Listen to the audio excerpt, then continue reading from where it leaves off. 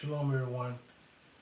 This is our second time attempting to do this morning's Torah class. So, I'm not going to reread. I'm not going to reread everything that we just read. We're going to start with prayer. We're going to begin. We're going to start back up at verse 15, chapter 15. But we're going to, of course, start back off with a word of prayer. So the name of the Torah portion that we're working on is called "After He Had Let Go." So, here we go. Let's pray. Father, we thank you for your mercy and your compassion. Thank you, Yah, for your loving kindness. Thank you for being good to us. We appreciate you. We praise you for being so good to us, for loving on us. We ask you, Yah, to lead and guide us to all truth. Teach us your word, Yah. We just praise you and we thank you in Yeshua's name. Hallelujah. Amen. So, again, we understand that we're dealing with Egypt and the children of Israel are getting redeemed out of Egypt. We see that they have gotten to the Red Sea now.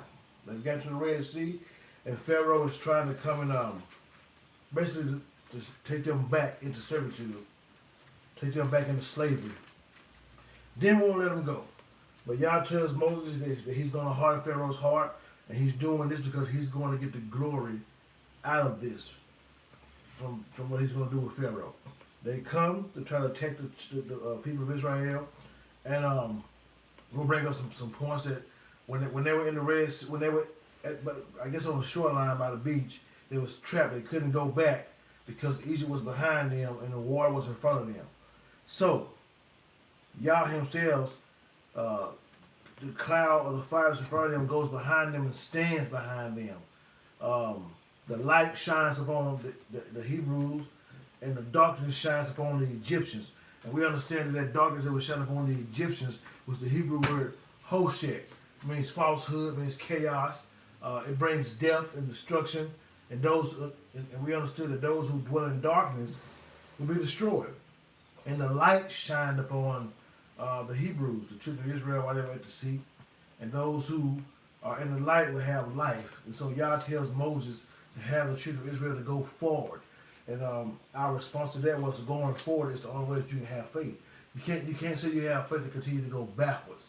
We see that the children of Israel also was every trial. They were babies in their faith. The only thing they really knew about Yah was His name.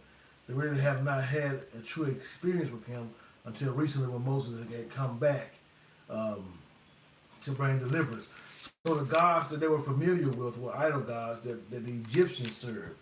But Yah was their God, and they knew very little about Him. And so every time a trial came, a test arose, they would complain, and they would say foolish things.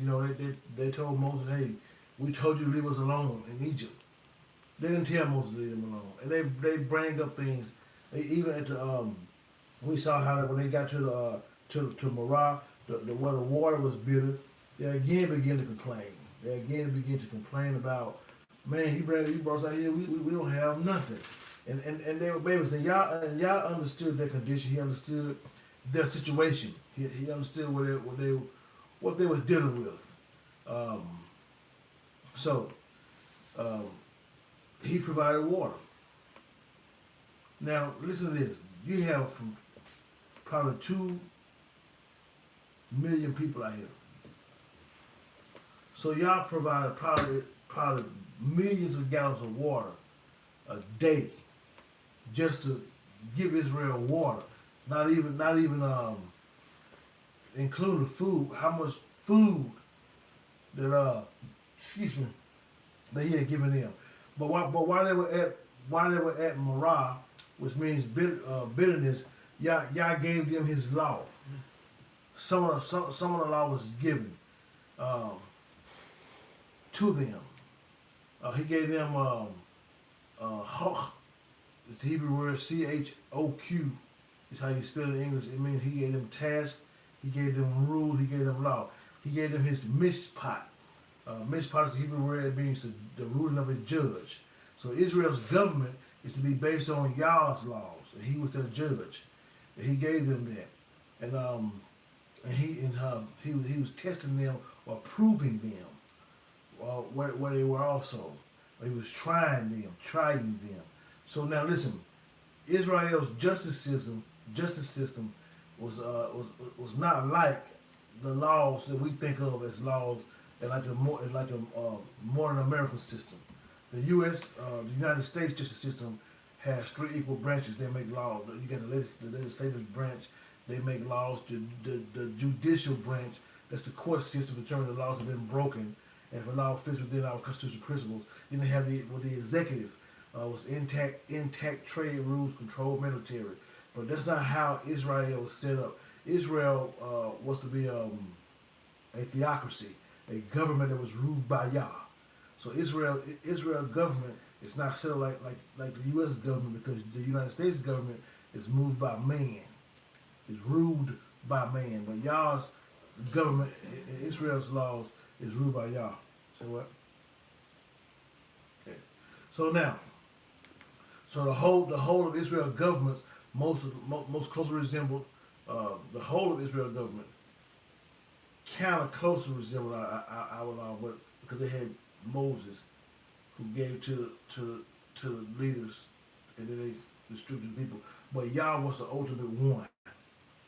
So now Yah tells them, now as he's talking, we're going to go into verse 26 of chapter 15. He says, if you will listen intently to the voice of Yahuwah your Elohim, and do what he considers right, pay attention to his mitzvot, and observe his laws, he will not inflict on us, I will not inflict on you any other diseases I brought on the Egyptians, because I am Yahuwah your Elohim. So now the word if, the law comes in the form of a covenant.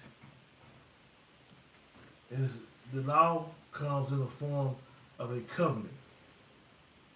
Now listen, the covenant with Abraham was a promise. The covenant of the law is conditional. What do I mean? When Yah spoke to Abraham, what he was going to do for Abraham, it had nothing to do with Abraham. It had all to do with Yah. He was going to bless Abraham, multiply him anyway. And there is nothing that Abraham could do that can change that, because it was not conditional. But now, the covenant of the law, the Torah that we had, is conditional.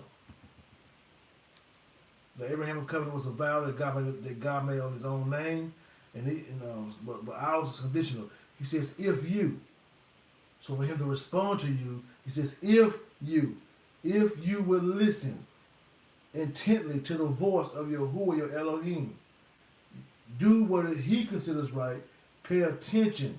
So if we do these things, then Yah promises to not inflict upon us any other diseases or the plagues that was upon the Egyptian, because he is Yahuwah, our healer. So listen, and Yah did not do away with his covenant. That still stands today. And we have to know this, because it's a fight going on out here, and I don't think that we understand the fight. I think as human beings, we think the fight is within ourselves, like man against man. That's not the fight. The fight is a spiritual fight. It's not against flesh and blood. Yeshua says in Matthew 5:17, do not think I have come to abolish the Torah or the prophets. He didn't come to abolish. He said he has came to fulfill. And he said this on his Sermon on the Mount. Now listen. I got a question.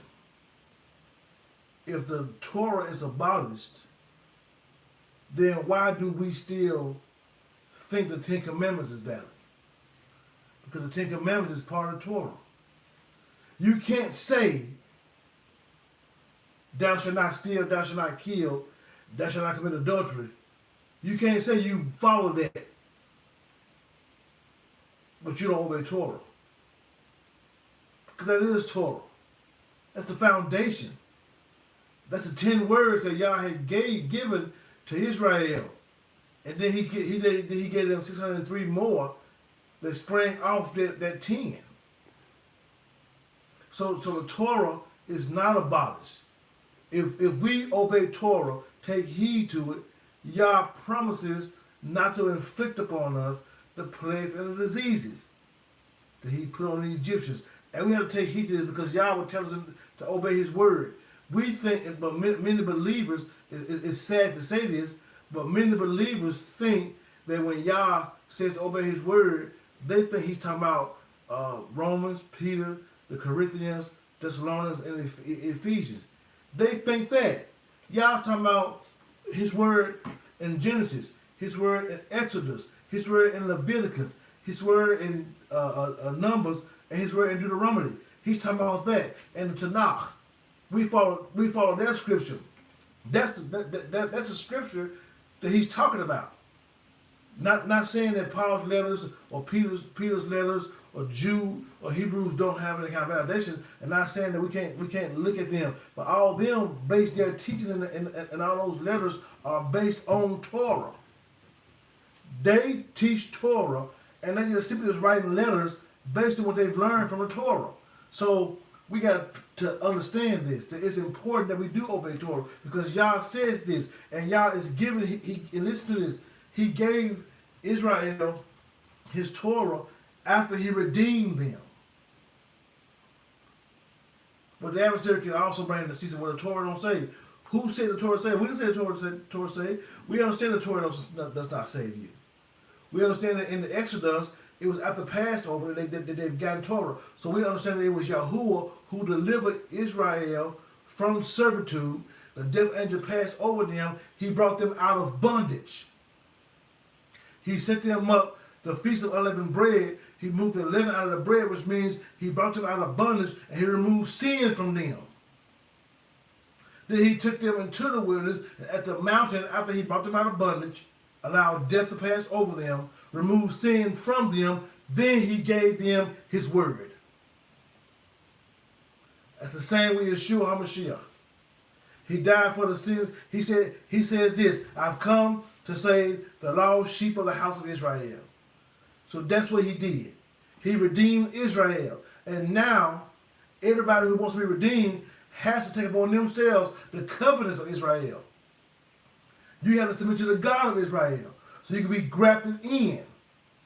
So now, those who are in the Mashiach, whether they're native born or whether they're grafted in, they receive the Ruach HaKodesh, which is Yah's spirit that put His Torah on their hearts. So after they're being redeemed from bondage, after they've been redeemed from sin, He fills them with His Torah, and He leads them and guides them into all truth. He convicts them of sin. That's good news. That's the gospel. So we got to understand this, that following Yah's word, obeying Yah's word, doing what Yah considers right, He brings healing to our life. So we're going to start from begin at verse, at chapter 16, verse 1. It says, they traveled on from Elim, and the whole community of the people of Israel arrived at the Sin desert, between Elim and Sinai. On the 15th day of the second month, after leaving the land of Egypt, there in the desert, the whole community of the people of Israel grumbled against Moshe and Aharon. The people of Israel said to them, we wish Yahuwah had used His own hand to kill us off in Egypt. Listen to this now. There we used to sit around the pots with the meat boiling, and we had as much food as we wanted. But you have taken us out into the desert, and let the whole community and assembly starve to death. Now that's a lie. That was straight bondage. It was rough for them. They had to make straw bricks with no straw anymore, and they were laboring. They were slaves. They were treated harshly, treated poor. They wasn't sitting around on meat pots. They was in servitude under a harsh and wicked king. But when it come to them being hungry, instead of them being able to trust Yah, wow. They said we used to sit around the pots with the meat boiling, and had as much food as we wanted. They lied. So Yahuwah said to Moshe, here, I will cause bread to rain down from heaven for you. The people are to go out and gather, a day's ration every day. By this I will test whether you will observe my Torah or not. On the sixth day, when they prepare what they have brought in, it will turn out to be as twice as much as they gathered on the other days. Moshe and Aharon said to all the people of Israel, this evening you will realize it has been Yahuwah who brought you out of Egypt, and in the morning you will see Yahuwah's glory. For he has listened to your grumbling against Yahuwah. What are we that you should grumble against us? Moshe added, what I have said would happen when Yahuwah gives you the meat this evening, and you will feel your bread tomorrow morning. Yahuwah has listened to your complaints and grumbling against him. What are we? Your grumbling are not against us, but against Yahuwah. Moshe said to Aharon, say to the whole community of Israel, come close into the presence of Yahuwah, for he has heard your grumblings. As Aharon spoke to the whole community of the people of Israel, they looked toward the desert, and there before them the glory of Yahuwah had appeared in the cloud. And Yahuwah said to Moshe, I have heard the grumbling of the people of Israel. Say to them, at dusk you will eat meat. You will eat meat, and in the morning you will have your fill of bread. Then you will realize that I am Yahuwah, your Elohim. I need you to give me a charger. I am Yahuwah, your Elohim. That evening, quail came up and covered the camp, while in the morning there was a layer of dew all around the camp. And when the dew had evaporated, there on the surface of the desert, a fine flaky substance, as fine as frost on the ground. When the people of Israel saw it, they asked each other, mine who? Which means, what is it? Because they didn't know what it was, Moshe, because they didn't know what it was. Moshe answered them, it is the bread which Yahuwah has given you to eat. Here's what Yahuwah has ordered. Each man is to gather according to his appetite. Each is to take an omer, 2 quarts per person, for everyone in his tent. The people of Israel did this. Some gathered more, and some gathered less. But when they put it in an omer measure, whoever had gathered much had no excess, and whoever had gathered little had no shortage. Nevertheless, each person had according to his own appetite.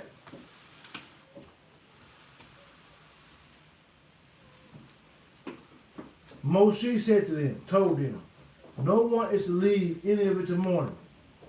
But if they didn't pay attention to Moshe, and some kept the leftovers until morning, it bred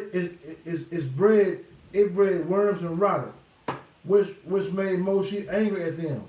So they gathered it in the morning after morning, each person according to his appetite. But the sun grew hot. But as the sun grew hot, it melted. On the sixth day, they gathered twice as much bread, 2 omers per person, and all the community leaders came and reported to Moshe. He told them, this is what Yahuwah has said. Tomorrow is a holy Shabbat for Yahuwah. Bake what you want to bake, boil what you want to boil, and whatever is left over, set aside and keep for the morning. They set it aside till morning, as Moshe had ordered, and it didn't rot or have worms. Moshe said, today eat that. Gather today in the Shabbat for Yahuwah. Today you won't find it in the fields. Gather it 6 days. On the 7th day, it's the Shabbat. And on that day, there won't be any. However, on the 7th day, some of the people went out to gather and found none. Yahuwah said to Moshe, how long will you refuse to observe my mitzvot and teachings? Look, Yahuwah has given you the Shabbat. This is why he is providing bread for 2 days. On the 6th day, each of you stay where you are. No one is to leave his place on the 7th day. So the people rested on the 7th day. The people called the food manna. It was like coriander seed, white, and it tasted like honey cakes. Moshe said, here's what Yahuwah has ordered. Let 2 quarts of manna be kept through all your deserts, so that they will be able to see the bread, which I fed you in the desert when I brought you out of Egypt. Moshe said to Aaron, take a jar, put in 2 quarts of manna, and set it aside before Yahuwah to be kept throughout all your generations. Just as Yahuwah had ordered Moshe, Aaron set it aside before the testimony to be kept. And the people of Israel ate manna for 40 years until they came to the inhabited land. They ate manna until they arrived at the borders of the land of Canaan. An omer is 1/10, and an ephah, which is a bushel of dry measure. So, chapter 16. In chapter 16, he's teaching Israel how to behave like redeemed people. So they're in the wilderness of Sin, not sin, but in the wilderness of Sin. And Sin means thorn. And in Sinai means thorny. So Israel, they arrived at Sin about 2 months after they left Egypt. And they got a new complaint. Now they're hungry. They're hungry, they're starving, they're ready to eat. And so now the first thing they do is they want to complain against Yah. They're going for out of Egypt, so Yah gives them lachem, bread. And lachem also means food. He gives them food. But he gives them food only to gather enough for 1 day at a time. But on the 6th day, they must gather a double amount. Because he wants them to rest on Shabbat and not rest. Now listen to this. Yah, not Moses, is the one that saved Israel. He says so that you know it was Yahuwah who brought you out of the land of Egypt. But the people were not convinced that this Elohim. They looked at they were not convinced by Yah yet, so they looked at Moses. So the lesson of the manna was this, because the people looked at Moses to provide. They looked at Moses as the one who delivered them. So the lesson of the manna was to demonstrate that it was Yah who was the one who saved Israel. It was Yah who was the one who was to save Israel. So now the glory of Yah came, or what we call the Kavod Yahuwah, which usually means the glory of Yah. So now, but it was not a new experience. It was the same fire cloud. But they were to keep their eyes on the glory of Yahuwah. The people was to keep their eyes on the Kavod Yahuwah.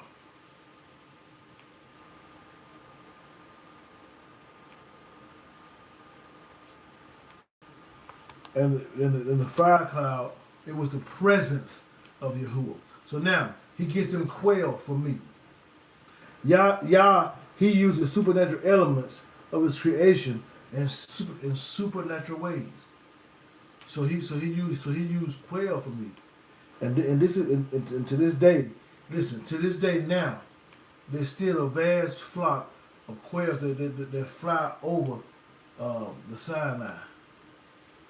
And they'll stop exhausted.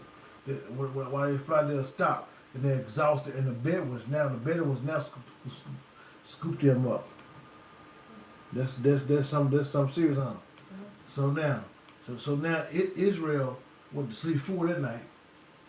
They went to sleep full. Then the next day, they they get up, and they see manhu, manna. The Hebrew word manhu, and it means what is it? So what they did was they asked, what is it? They didn't give it a name like that's manna. Now they said, what is it? And Moses responded and said, well, it's bread. It's bread from heaven. It was like coriander seeds, but it tastes so good. Amen. And then the manna, it was sandwiched between 2 layers of dew. The dew fell on the ground, the bread falls on the manna. Excuse me, the dew falls on the ground, then the bread falls on the dew, then dew falls on top of it. So it won't get dirty. Ain't that something? It's fresh. And it was done to keep the manna clean and fresh. So they go out there and gather. They go out there and they actually gather it, and y'all was gonna feed them according to their appetite. So it didn't matter whether a little or less was gathered. Each person received the same amount according to their appetite. And then Yah says, listen, what he's doing now is he's reestablishing also, he reestablishes the Shabbat, the Sabbath. He said the double is to be gathered on the sixth day. So all preparation of the manna to be completed by the end of the sixth day. He reestablished. But the first time the people disobeyed and tried to eat leftover manna, they even tried to gather some on the seventh day. And that was wrong. Listen, again, Shabbat, the Sabbath, Shabbat is one of the Ten Commandments. The Ten Commandments they're a pillar, they're the foundation of Torah. We need to take heed. The command to keep the Sabbath, the Sabbath never rescinded. It's still to this day.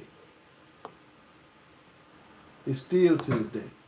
Remember what we said earlier, Yeshua said in Matthew 5:17, he did not come to abolish the Torah. The Shabbat, the Sabbath, was never changed. Constantine ordered the Sabbath to be abolished, and he replaced it with a different day and a different title. They called it the Lord's Day. And that was done in 321 AD at the Council of Nicaea. I'll read some more for you. It says on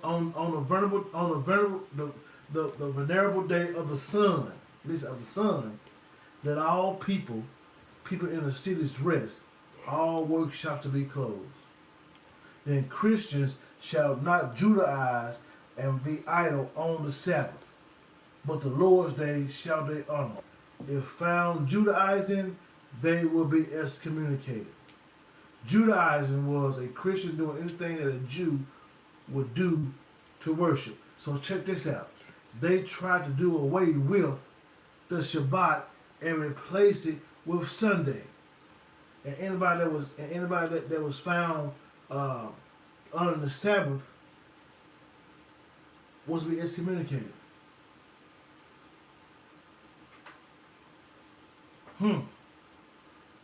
Here's my question then. Why would we obey doctrine and not scripture? Because when you don't honor the Sabbath, and when you abolish the Sabbath, you obey a doctrine. You don't obey scripture. Catholicism, the Catholic Church, they claim that Constantine was a Catholic. And then in the Catholic press, they said this, that Sunday is a Catholic institution. Excuse me, not a single passage that warrants the transfer of public worship from the last day's Sabbath to the first day's Sunday. And this is an accurate statement, and it's historically true. And Catholicism says it can't change the Sabbath, but by the authority of the Pope. So the Pope is the one who took away the Sabbath. And to this day, people still do not want to honor the Sabbath. Protestantism, in disregarding the authority of the Roman Catholic Church, they had no good reason. They had no good reason for the Sunday theory, and ought to logically keep Saturday as a Sabbath. Listen, the Catholics considered Constantine as a pope.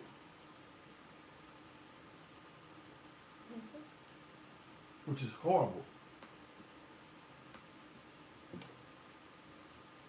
So Presbyterians, Baptists, they don't support them in their observance of Sunday. Yeah, they do. They do Sunday. They don't want to honor the Sabbath. People are disobeying Yah and not honoring Shabbat and worshiping Him on Sunday. They consider Sunday to be a holy day, and then they want to work overtime job. They don't care. And listen, it's wrong. And any day can't be a Sabbath. The Sabbath don't rotate. The Sabbath is Friday evening to sunset to Saturday evening to sunset. And listen, their Messiah, Yahushua, honored the Sabbath. So if you want to be like the Mashiach, honor the Sabbath. So now, he tells them to keep a jar of manna. Jar of manna as a proof. And the jar of the manna is to be kept inside the Ark of the Covenant. The jar of the manna is supposed to be kept inside The Ark of the Covenant. Now Israel ate manna. They ate manna for 40 years. And the only time the manna stopped is when they went to the Promised Land. That's saying something. Huh? So, let's go to 17.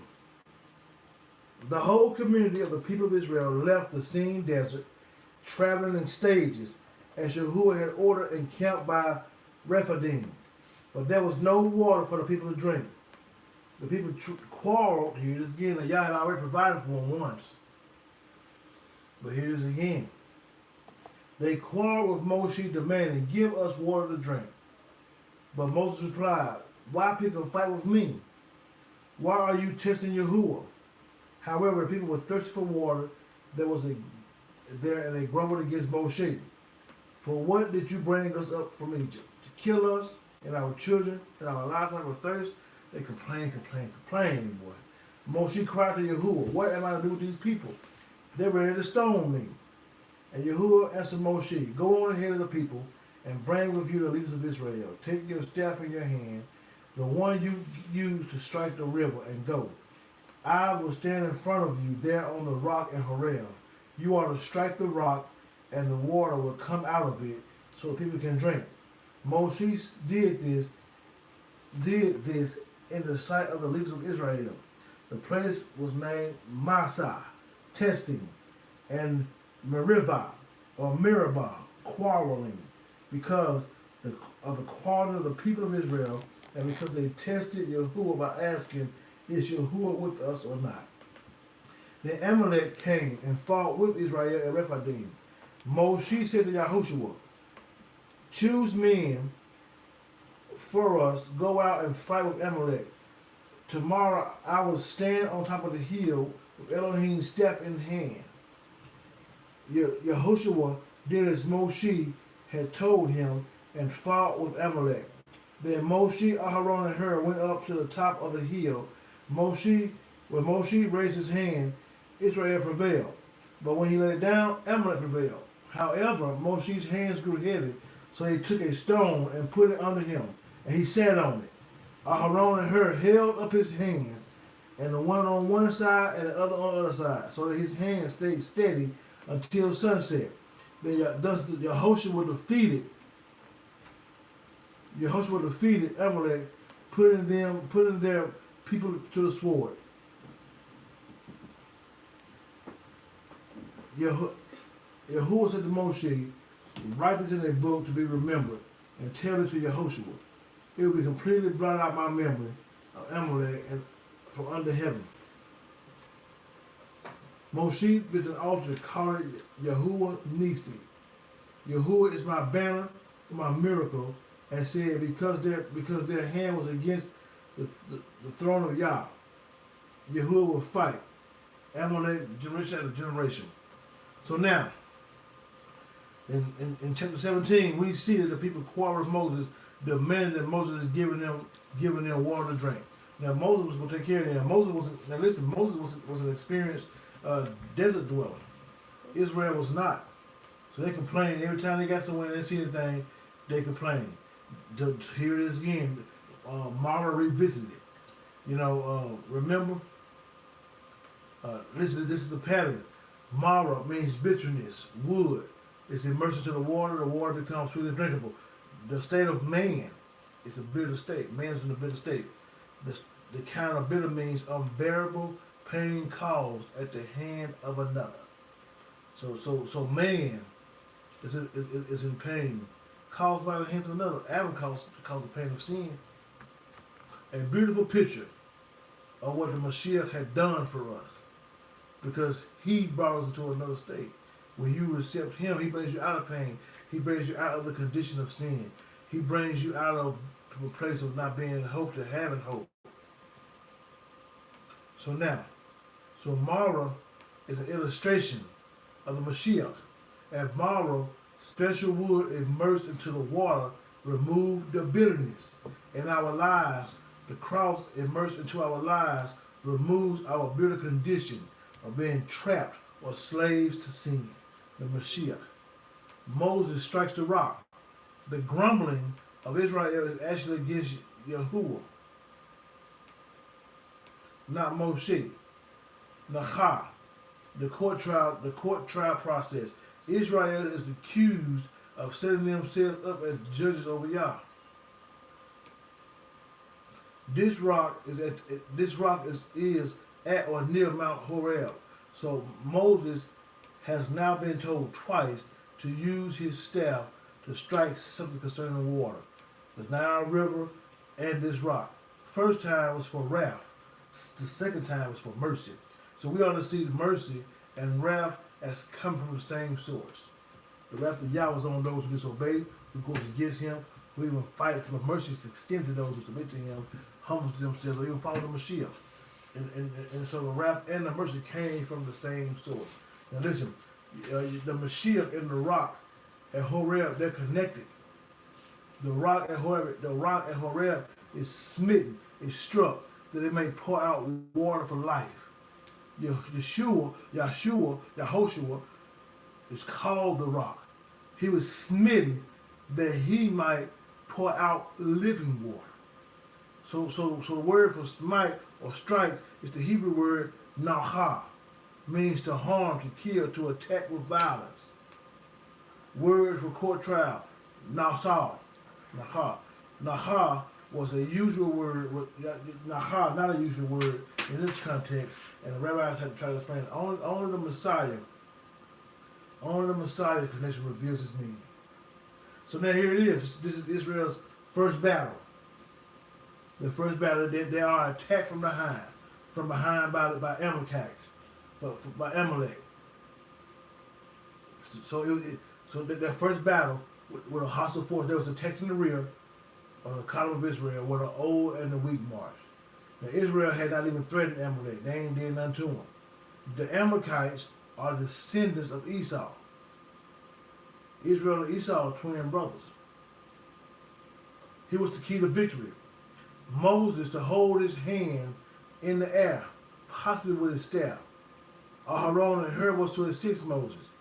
Hur probably was Aharon's priestly assistant, and they called that place Yahuwah Nisi after they won. When his hands was in the air, or his staff was in the air and raised, the Israelites would win. When he lowered his hand or staff, then they would lose. So they had to hold him up. Now Joshua is from the tribe of Ephraim.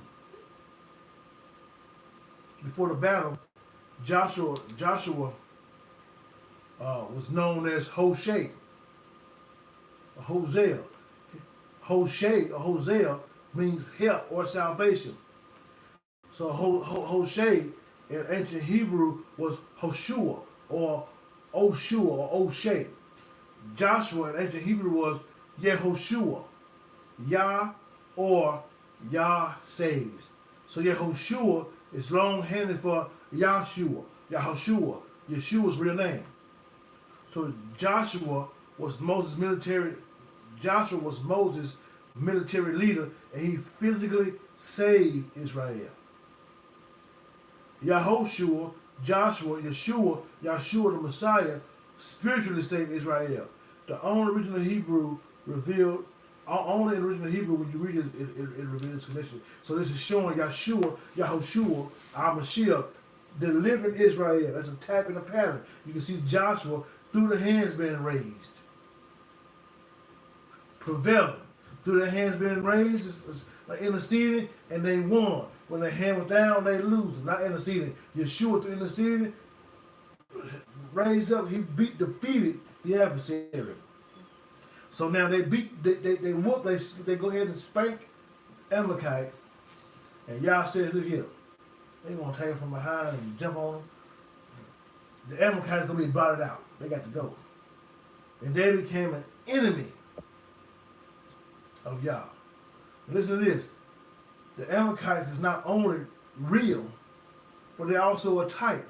The Amalekites represent the Gentile world, and those who oppose the forces, and those forces who oppose Yah, his plan and his people.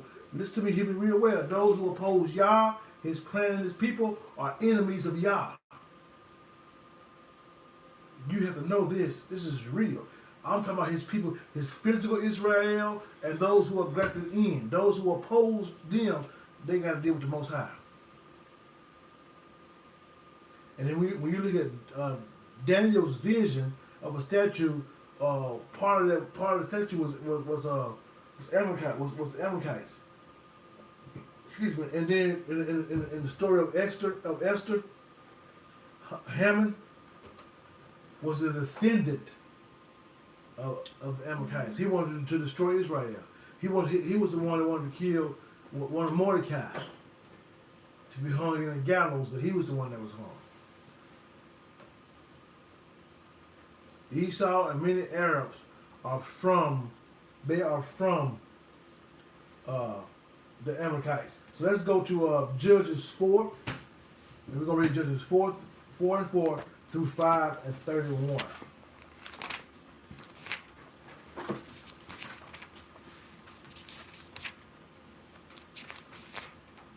Judges 4.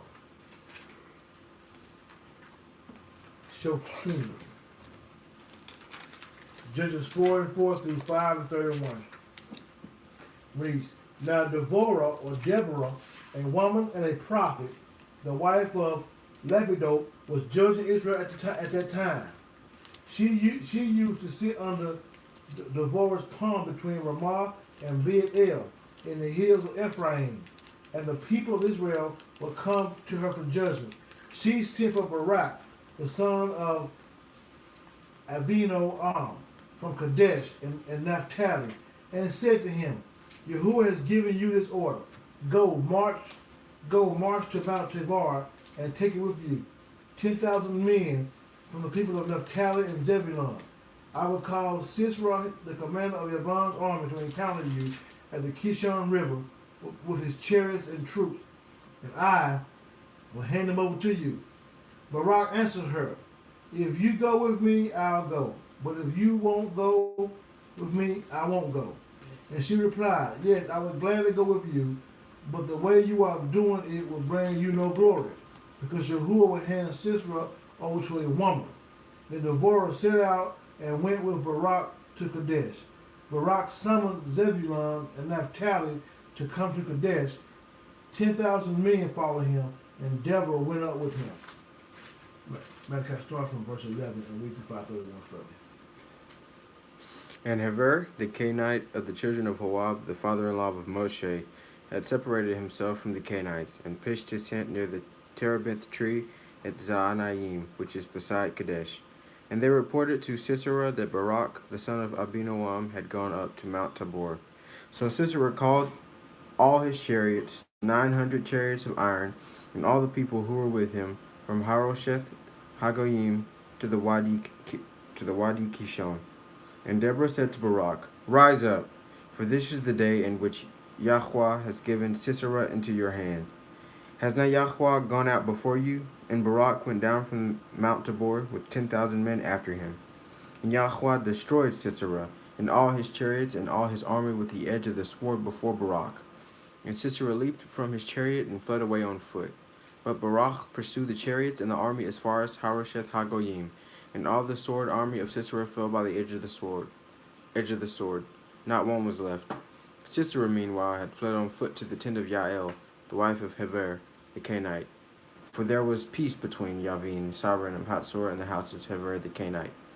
And Yael went out to meet Sisera, and said to him, Turn aside, my master, turn aside to me, do not fear. So he turned aside with her into the tent, and she covered him with a blanket. And he said to her, Please give me a little water to drink, for I am thirsty. So she opened a bottle of milk, and gave him a drink, and covered him.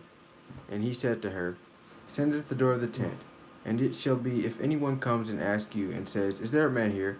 You shall say no. But Yael, Hever's wife, took a tent peg, and took a hammer in her hand, and went softly to him, and drove the peg into the side of his head. And it went down to the ground, for he was fast asleep and exhausted, and he died.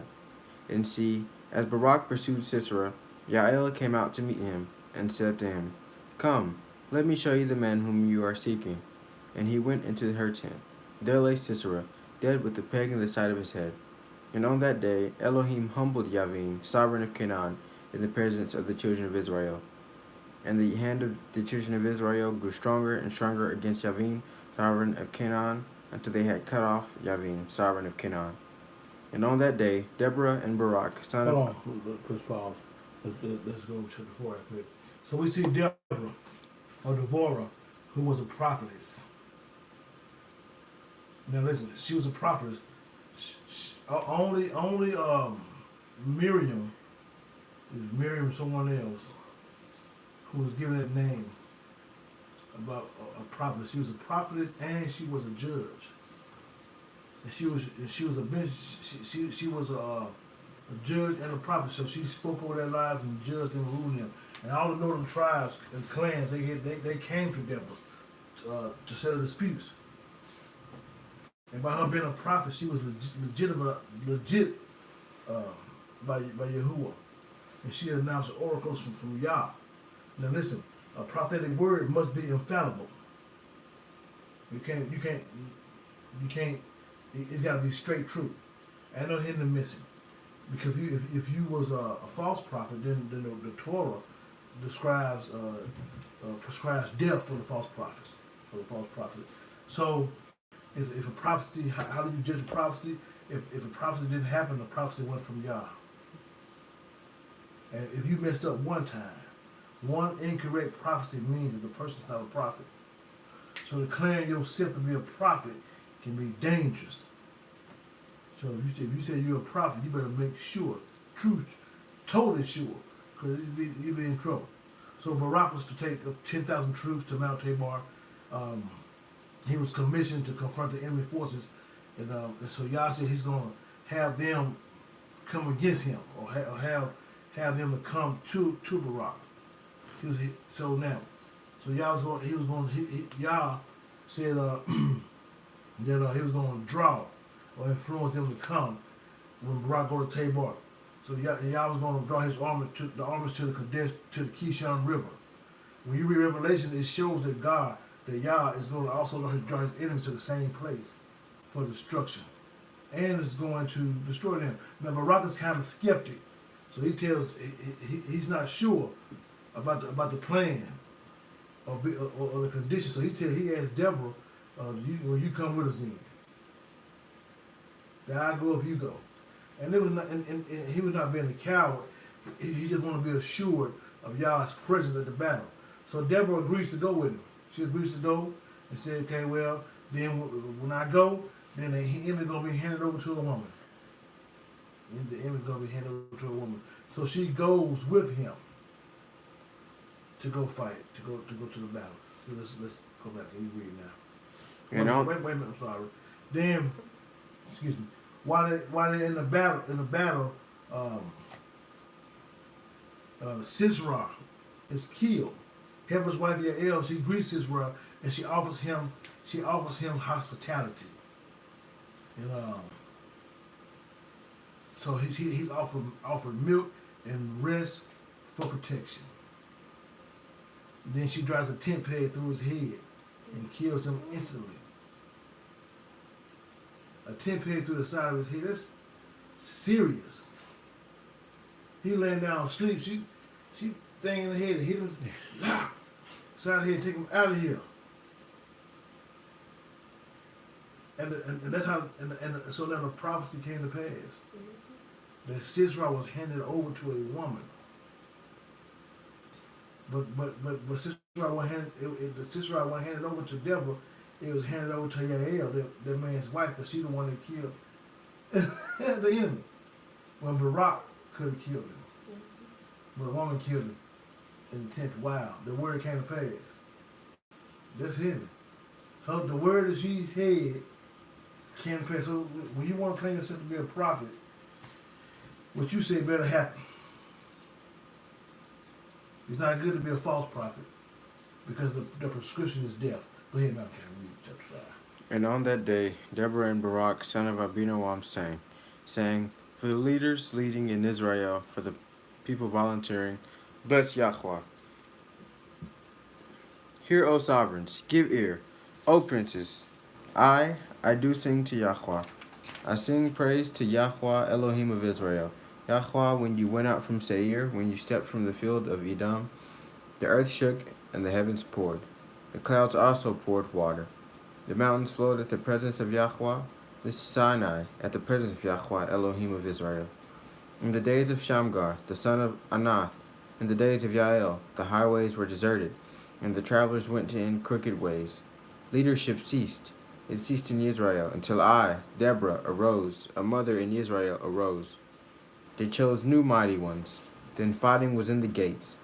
Neither a shield nor a spear was seen among 40,000 in Israel.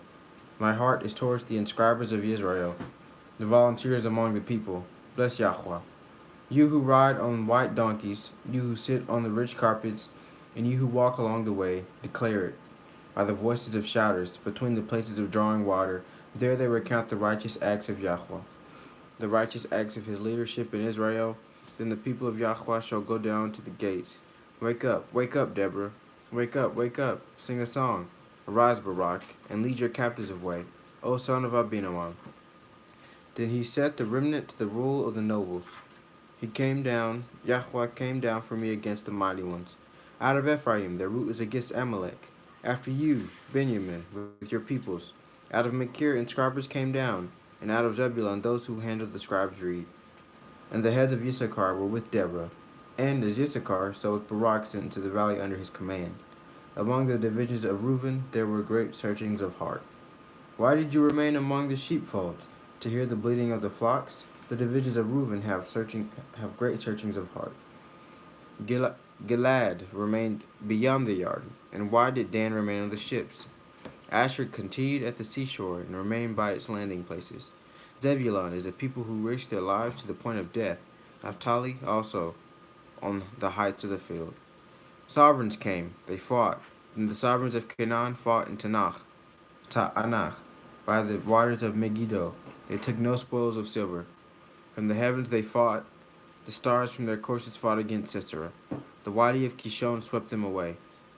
That age-old wadi, the wadi of Kishon. O my being, you have trampled in great strength. Then stamped hooves of horses with the galloping of his steeds. Curse Meroz, said a messenger of Yahweh. Curse his inhabitants, because they did not come to the help of Yahweh, to the help of Yahweh among the mighty. Blessed above women is Yael, the wife of Hever the Kenite. Above women in tents she is blessed. He asked for water, she gave milk. She brought out curdled milk in a bowl for nobles. She stretched her hand to the tent peg, and her right hand to the workman's hammer. Then she pounded Sisera, she smashed his head, and pierced and struck through the side of his head.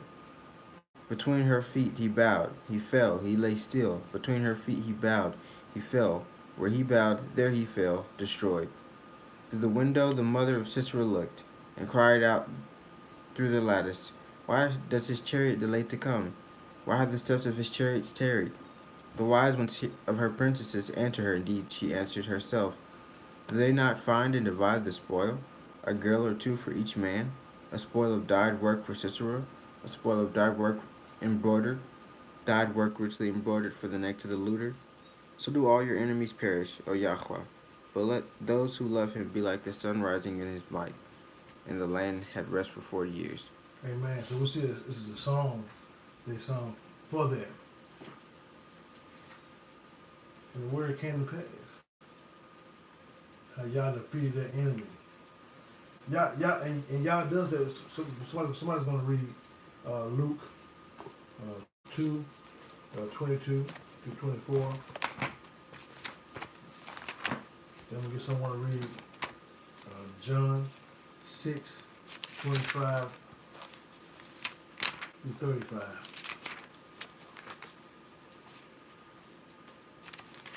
And someone's going to read, huh?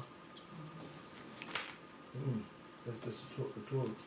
Luke 2, 22 to 24, John 6, 25 to 35, and 19 to 31, 37.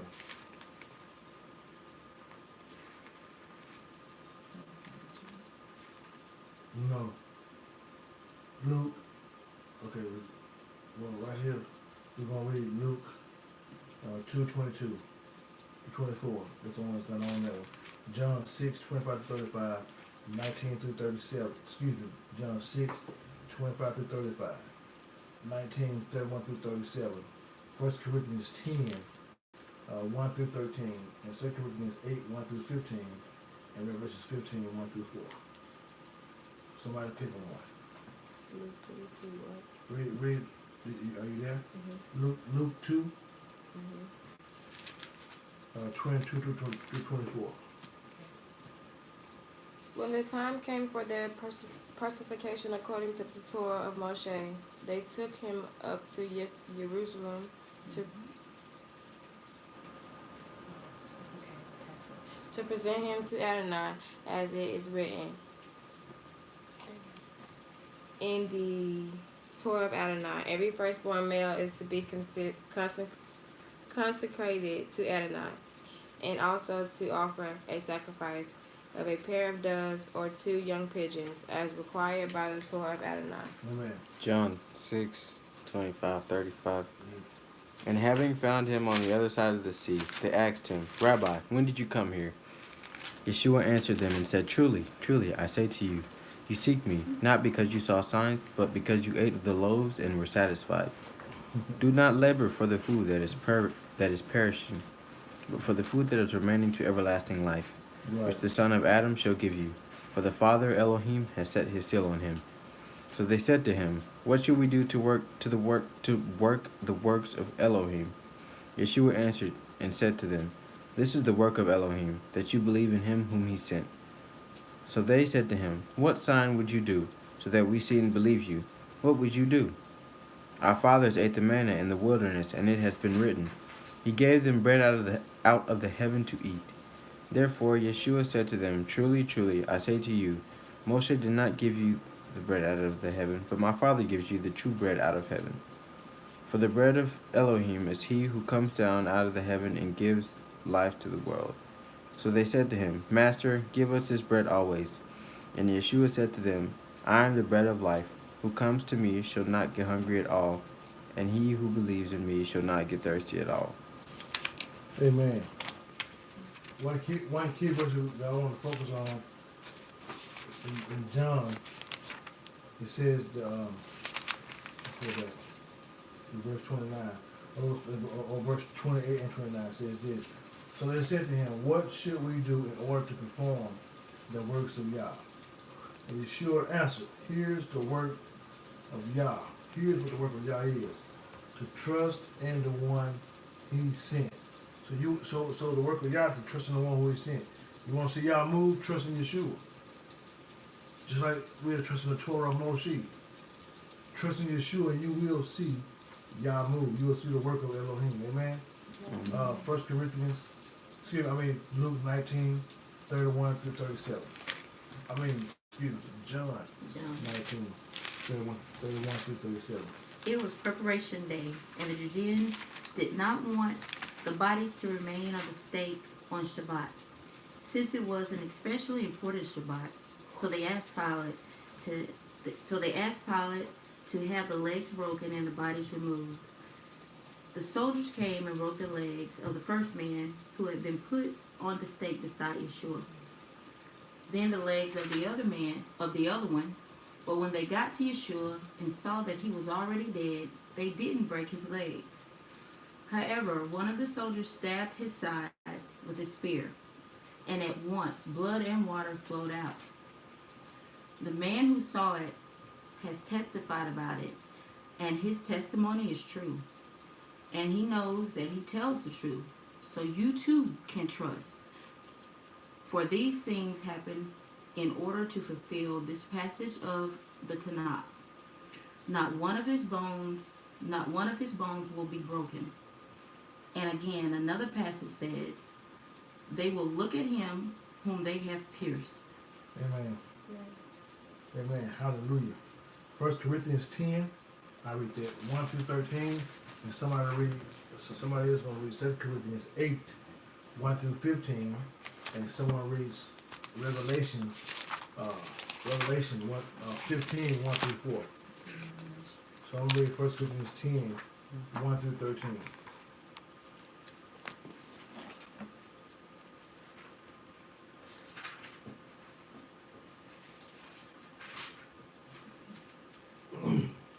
For brothers, I don't want you to miss the significance of what happened to our fathers.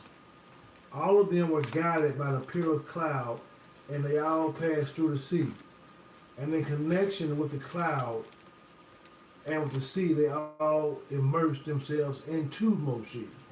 Also, they all ate the same food from the Spirit, and they all drank the same drink from the Spirit.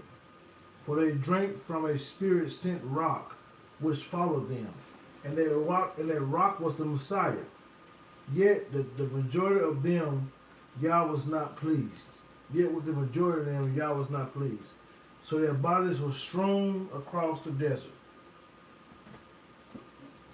Now these things took place as a prefigurative historical event, warning us not to set our own hearts, or warning us not to set our hearts on evil things as they did.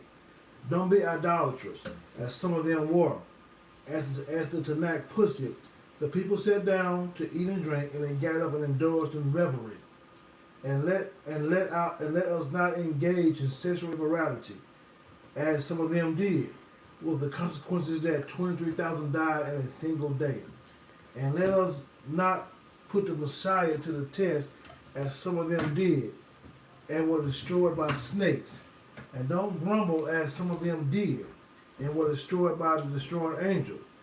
These things happened to them as prefigurative historical events, and they were written down as a warning to us who are living in the Aharat Hayamim, in the present world. Therefore, let anyone who thinks he is standing up be careful not to fall. No temptation has seized you beyond what people normally experience, and Yah can be trusted not to allow you to be tempted beyond what you can bear.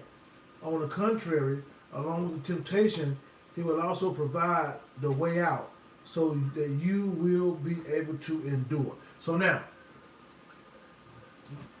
the Apostle Paul is warning us, don't do certain things that they did, supposed to complain in the idolatry, fall astray, right? But here's the kicker. Listen to this. Is some of them were destroyed because of sexual immorality. 23,000, the campus, all these things happen. The snakes, because of their lack of faith. Don't be in the grumbling. Don't grumble. But this is what he said in verse 13. Or verse 12, he says this: let anyone who thinks he is standing be careful not to fall. Verse 13 says, no temptation has seized you beyond what people normally experience. And Yah can be trusted. He can be trusted not to allow you to be tempted beyond what you can bear. On the contrary, along with temptation, He will also provide the way out, so that you will be able to endure. So regardless of what you're faced with, whether it's a sin or whether it's a trial and the complaining, or whether it's a sin that you took to with, you can trust that Yah can deliver you. You can trust that He keeps His word, that this is nothing that you're faced with that you can't overcome, that you can't handle, but that you can handle it according to His word. He has already provided you a way of escape. And your way of escape from Yah is that you be obedient to His word. Don't give in to it. Don't commit idolatry. Don't commit the sin, because He has given. You can trust His word. Take heed, because your lack of trust is what will cause you to enter into the punishment. It was Israel's lack of trust that caused them to go into the promised land. It was their lack of trust that made them do it. The golden calf. It was their lack of trust when they began to grumble and go another way because they didn't like the way God took them. And their lack of trust caused destruction. So Yah can be trusted. He gives you the strength to be able to overcome. So what's the next one? 2 Corinthians 8, 1 through 15. Now, brothers, we must tell you about the grace of God has given us the congregations in Macedonia. Despite several trials, and even though they are desperately poor, their joy has overflowed in a wealth of generosity. I tell you, they have not merely given according to their means, but of their own free will they have given beyond their means. They begged and pleaded with us for the privilege of sharing in this service for Yah's people. Also, they didn't do this in the way we expected, but first they gave themselves to Yah, which means by Yah's will to us.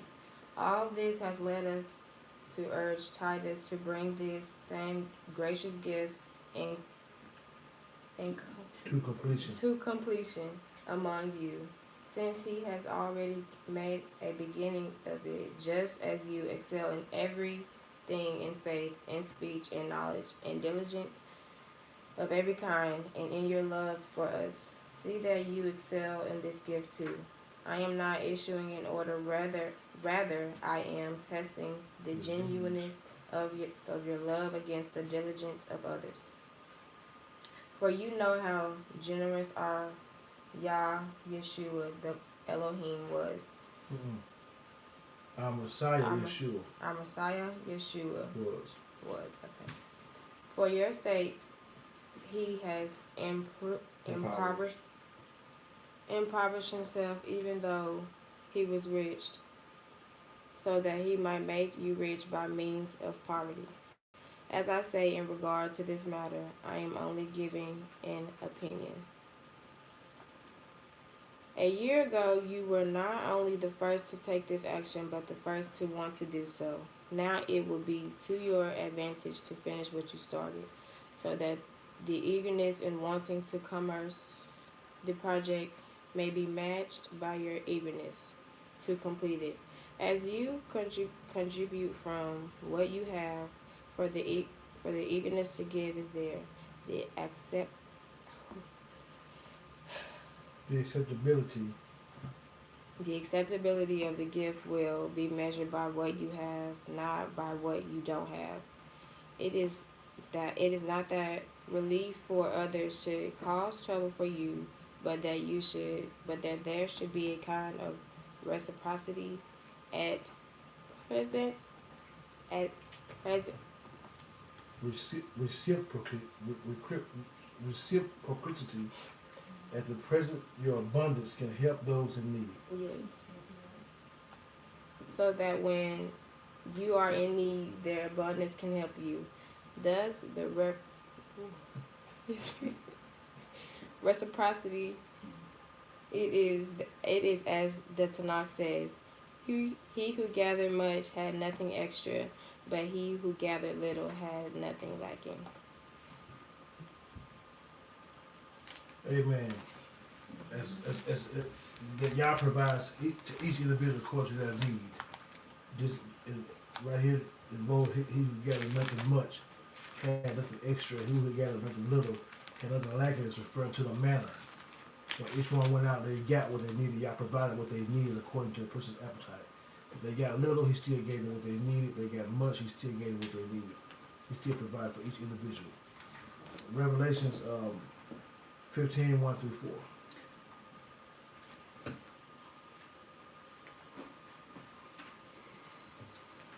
Okay. Then I saw another sign in heaven, a great and wonderful one, 7 angels with 7 plagues that are all final ones. Because of them, God's fury is finished. I saw what looked like a sea of glass mixed with fire. Those defeating the beast, its image, and the number of its name were standing by the sea of glass, holding harps, which God had given them. They were singing the songs of Moshe and the servant of God, and the song of the Lamb. Great and wonderful are the things you've done, Yahweh, our Elohim of heaven's army. Just and true are your ways, King of the nations. Yahweh, who will not fear and glorify your name, because you alone are holy. All nations will come and worship before you, for your righteous deeds have been revealed. Amen. Yahweh is holy. He does deliver. It says in verse 3, they were singing the song of Moshe, the servant of Yah, and the song of the Lamb. Because he had delivered his people, brought them out of bondage. And Yah's going to do the same thing again. Everything's a pattern type. We're going to see Yah do this again. We're going to see Yah bring deliverance for Israel. We're going to see that. We're going to see Yah redeem with an outstretched arm. He's going to destroy the enemies of Israel. And we have to know these things. So amen. So praise Yah for you all today. We're just going to have the Torah class. We're going to rest. I encourage you all to rest also on this Shabbat. Keep the commands of Yah. Be obedient to his word. So we're going to end with a word of prayer. Yah, thank you for your mercy and your loving kindness. Thank you for being so good to us. Yah, we bless your name. Help us to follow your ways, to walk in your ways, to not complain because we encounter trials and tests, but to give you glory in spite of it. For we know that you are a provider, that you are a deliverer, that you do give us the victory, Yah. So we praise you. We thank you for loving on us, keep us, and give us this victory.